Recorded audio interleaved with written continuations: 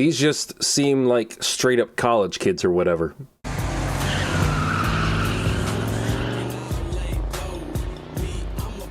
Also, I hope this wasn't the only group of people sent out to close the roads, because they used up all of their cones and their only sign.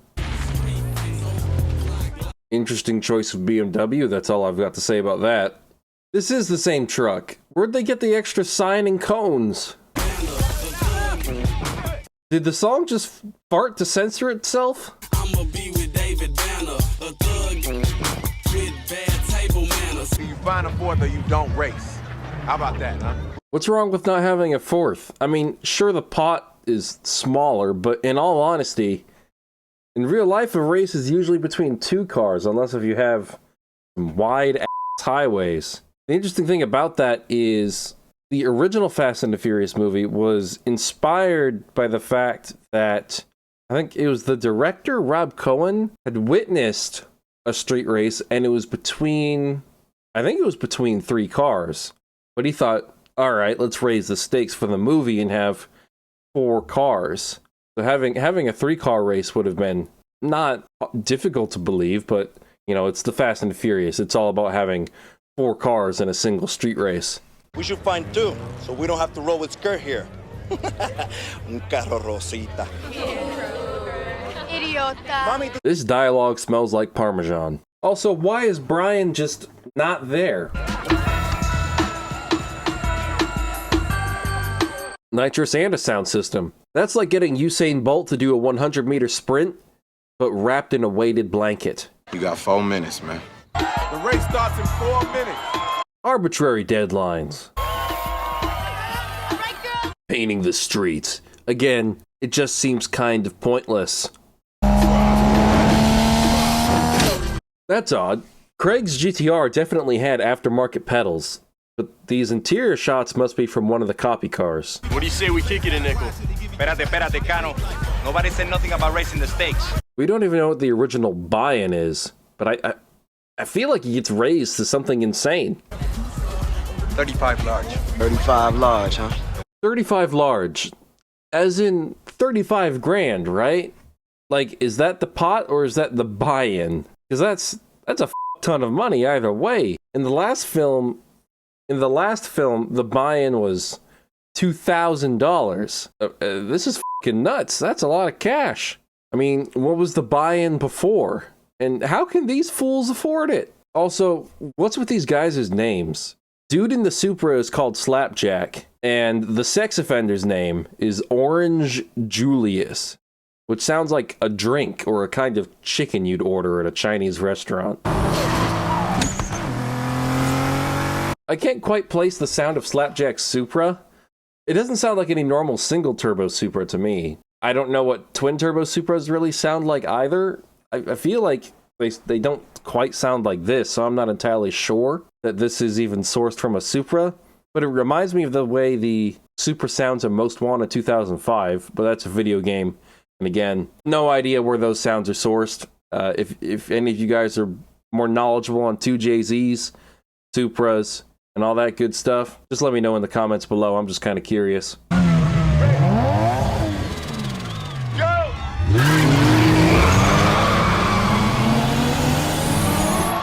I'm just being picky here, but wouldn't a flashlight be a better way of starting the race? Swinging your arms down leaves a lot of room for people to jump or do the opposite and start after everyone else has already started and just be confused.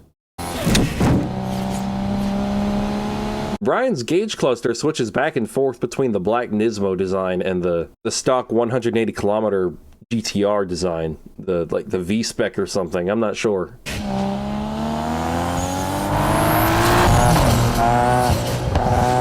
Brian is redlining like a Honda driver. After all this, they're all still under 100?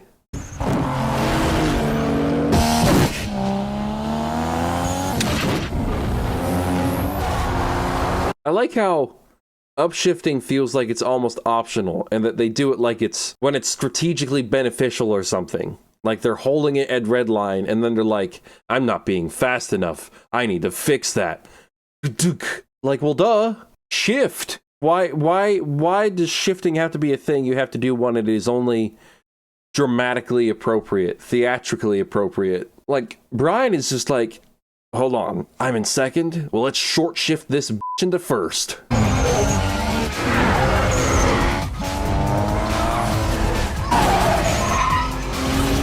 These motherfuckers were zigzagging so much, Suki and Julia should have been able to pass them already. You ain't passing me, dog. You ain't passing me. Come on. What you got, man? I told you weren't gonna pass me. Also, trash talking mid-race has the same energy as talking in the middle of a fight. It's really not realistic or necessary. I mean, all right, let's just say that's not from a flamethrower kit and that's their tune. You know, shooting out pink fire and all that stuff. That's wasting a lot of fuel. Okay, I can admit that that's made me crack up before. I can appreciate the use of the word bitch, alright? Just my favorite word. Last turn, last turn. Too wide. I mean, cool shot, I suppose, but the practical drift actually looked a lot better than the CGI one. I mean, yeah, boom, boom, boom, going over the camera like that. Can't really do that with practical effects, or you can, but too much effort. But I feel like the practical drift looked a lot better. I feel like in this instance, CGI wasn't entirely necessary, in my humble opinion. Bend over, boy. Damn, girl. The hell? Was that a love tap? The gear did he just shift into? He shifted, started redlining, throwing flames out the back, and then tried to overtake him, unsuccessfully. But what the Charles Dickens was that? In what universe does money shifting your skyline get you into first? Yo, Jimmy, hit it, baby. You mean to tell me there's no one currently in the building where the bridge controls are? Not even a guard? Too wide. Alright, not only too wide, but both y'all motherfuckers oversteered the heck out of that turn. This is called oversteer. Both of you went too wide, and Brian, you still need better tires. I thought you'd learned from all those times of spinning out the Eclipse. They somehow have time to do this.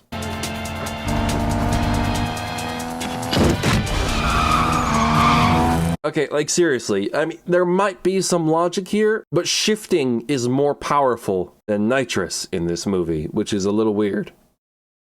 I mean, that's saying something. Nitrous is like warp fuel in this franchise.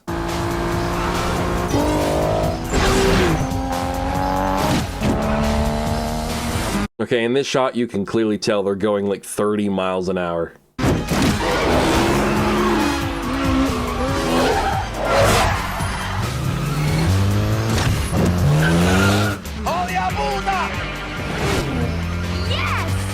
They've just reached the last turn? What have they been doing? What have they been doing? Nice overtake, but was that really pink fire? Like literal exhaust flames? Because literally pink exhaust flames not too long ago was being discussed in the Discord. I wonder what chemicals they used. I can't remember what chemicals you have to burn to actually... Is it like methanol of some kind, or am I thinking of something else? I don't know, it's interesting. We could talk more about it in the Discord. If you guys haven't joined already, we've got quite a few people in there now. It used to be Patreon only, now it's just for everybody. Y'all see that? Told y'all I had a surprise. How you like that for a finale? Yes, surprise! I'm just gonna fuck up everybody's cars and then mug them. Let's go mug 'em!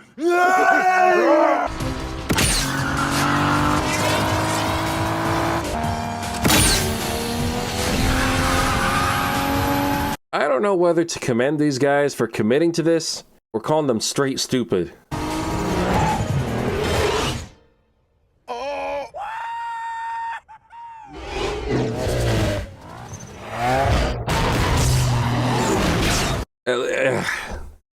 I don't know if I should even say this, but at least we don't have Teslas jumping bridges yet. Raised bridges, whatever the fuck. At least they're not pretending to do some Dukes of Hazzard shit.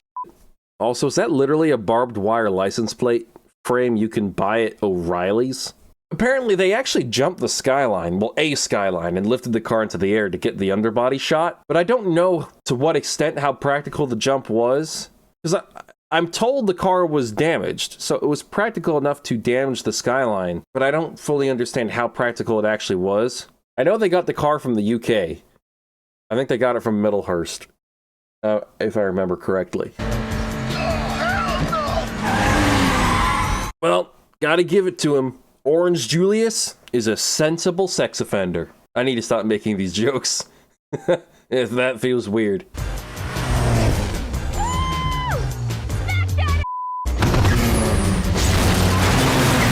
I mean, that jump looked pretty damn practical. I think didn't they use some kind of remote control technology to jump the S2000?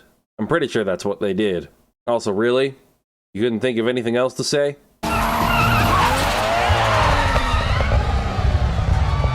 Alright, gotta give him props.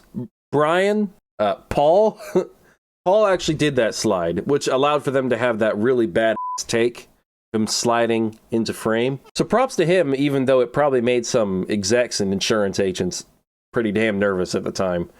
I feel like back then, it wasn't really a very big thing to say, I do all my stunts, as it is now, with like Tom Cruise and all those other people.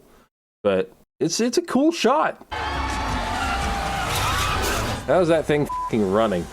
Cars are sensitive, guys. Like, you could bump them into the wrong thing at the wrong spot, and it can ruin them. That's running after jumping a raised bridge. This bitch, why is she celebrating? I got over 10 stacks for my man right here, alright? Wait. Over 10 stacks? So like 10 grand? Am I a moron? So was the buy-in $3,500? I thought when people said large, it meant $1,000. So 35 large is 35 grand. Can large also mean like 35 large, 3,500? But then Brian gets over 10 stacks. So the buy-in couldn't have been 35 grand. I'm confused. I don't know how money works, you guys. That's why I make such poor financial decisions. My garage is worth almost as much as my house, okay? Or at least the contents of it. Can someone help me make sense of this? The f*** you mean? You're lucky that's the only damage you've got after doing the jump. Electronics, suspension, all that. As far as I can tell, maybe damage to the intercooler / radiator, if whatever that is down there, and just cosmetic damage. I mean, it still looks expensive, but it's still running. She gets away from the police in that car.